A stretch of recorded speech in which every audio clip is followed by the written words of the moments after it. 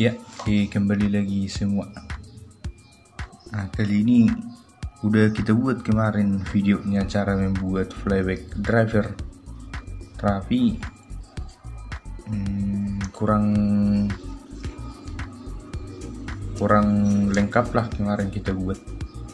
Memang udah banyak juga sih cara membuatnya, gampang aja. Siapkan trafo flyback TV zaman dulu, TV Cina yang TV tabung itu. Artinya ini sebagai trafo step up.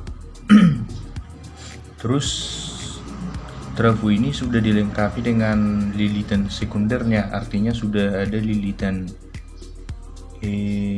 paling banyaknya yang akan meningkatkan tegangan dari lilitan primernya. Nah, untuk lilitan primernya tinggal kita lilit pakai kawat ataupun kabel kecil, kira-kira 3 lilitan lah, 3 kiri dan 3 kanan. Nah, seperti ini dia. Saya video aja sekalian. Sebenarnya bisa lebih dari 3 lilitan, tapi ya sesuaikan juga lah dengan ukuran kabelnya. Istilahnya kalau kita buat mungkin 10 lilitan nanti atau 20 lilitan, ya trafonya lokasinya tidak sesuai tempatnya, kurang ruangnya. Nah, seperti ini. Kalau untuk berlawanan arah atau tidak, sepertinya tidak berpengaruh karena kita nanti akan menggunakan ZVS driver atau pemanas induksi. Nah, seperti ini. Nah, hanya itu aja istilahnya. Ini nanti untuk CT-nya dan ini untuk kiri kanannya. Sama lah seperti trafo biasa, kalau ada trafo ampli yang CT, ada juga yang tengahnya. Inilah primer dan sekundernya ada pada flyback ini. Meningkatkan tegangan dari yang rendah ke tegangan tinggi. Artinya lilitan di sekunder ini sudah ratusan lilitan atau berapa kali lipat dari primer ini. Nah, itulah. Terus nanti hanya itu aja. Nanti tegangannya akan keluar dari kawat yang sebelah sini, kabel ini. Supply-nya nanti kita kasih 12 volt. Untuk drivernya ada dijual di pasaran flyback driver namanya, atau pemanas induksi ZVS. Tapi saya buat kemarin, saya rangkai sendiri karena cukup simpel, hanya 2 MOSFET, 2 transistor jenis MOSFET. Ini IRF 3205. Bisa MOSFET yang lebih tinggi lagi, dan ampere ke trafonya juga akan lebih tinggi juga nanti. Ini kita buat sebagai induktor untuk mereduce noise istilahnya. Kalau tanpa induktor ini ada dia suara agak bising, mungkin frekuensi dari listriknya menjadi lebih kasar atau lebih tinggi. Intinya ini sebagai apalah, ini filter noise. Terus ini juga sudah saya buat nanti konektornya, istilahnya tinggal baut aja nanti. Hubungkan baut supaya menghubungkan kabelnya nanti dijepit. Ada juga satu lagi rangkaiannya agak beda juga. Sebenarnya sama aja sih, hanya posisinya aja yang beda.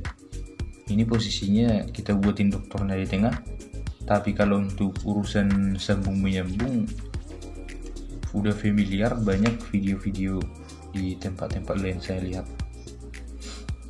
Dan kapasitornya saya sengaja tambahkan, inilah nanti mesin yang kita pakai, saya tambahkan di bawah kapasitor Miller. Dan ini juga yang besar. Kalau yang kecil ini dia memang bisa, tapi agak panas dia karena mungkin ampernya kapasitor ini lebih rendah kapasitasnya, kapasitas yang dapat dihantarkan. Oke lah, itu aja, langsung kita coba. Ini juga sama aja IRF 3205. Nah, heatsink dioda 2 buah, resistor 550 ohm 2 dan 15K. Oke lah, langsung kita coba. Ini udah saya pasang kabelnya tadi. Ada 3 kabel. Saya tinggikan dulu kameranya. Oke, udah tinggi. Nah, ini yang hitam di kiri, yang merah di tengah. Memang kalau trafo biasa juga trafo CT demikian, yang positif di tengah, yang groundnya kiri kanan. Sejenis induksi lah nanti dihasilkan ini, makanya memicu tegangan dari sekundernya. Nah, ini nanti kita sentuhkan, terus kita siapkan dayanya. Kita pakai aki aja, saya pakai aki baterai sepeda motor. Nah, ini baterainya kita pakai, terus positif ke positif, negatif ke negatif. Nah, seperti inilah dia. Terus kita hubungkan dayanya. Nah, dia menyala. Kurang jelas warnanya. Tapi kalau misalnya pas kita rubah tadi kapasitornya yang kecil ini, yang merah ini juga, ampernya agak kecil dia. Istilahnya kecil ampernya. Kalau ini misalnya warnanya agak kemerahan, kekuningan. Tapi kalau pas kita gunakan nanti yang kecil itu, warnanya agak kebiruan, biru keungu-unguan. Biasanya kalau di listrik, kalau ada warna kuning dia, itulah ampernya. Tapi kalau warna hijau dia biasanya ampernya lebih kecil dibanding yang warna kuning ini. Biar lebih nampak ya. Ada juga yang perlu diperhatikan pas menggunakannya. Kalau terlalu lama dia, daya dari baterai tersebut akan membakar. Ya, istilahnya harus disesuaikan juga ukuran kabel dari sumber dayanya. Nah, seperti ini misalnya. Kita gunakan kabel yang kecil, ya jadinya dia melepuh karena terlalu panas daya yang dihantarkannya sampai ke trafonya. Dan induktor agak sedikit hangat, demikian juga MOSFET-nya. Tapi pas terhubung dia ke aki, kita sentuh MOSFET ini akan menyetrum karena listrik DC-nya sudah diubah oleh kapasitor ini menjadi AC, dan pas kita sentuh dia akan nyetrum dia. Oke lah, itu aja video kita, video singkat. Nah, inilah dia. Kalau pas saya dekatkan kamera akan lebih jelas. Tapi kalau untuk masalah setrum memang bahaya juga ini, karena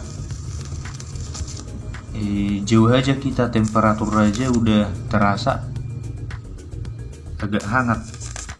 Berarti pas kita taruh tangan di antaranya ya bisa terbakar dan menyetrum.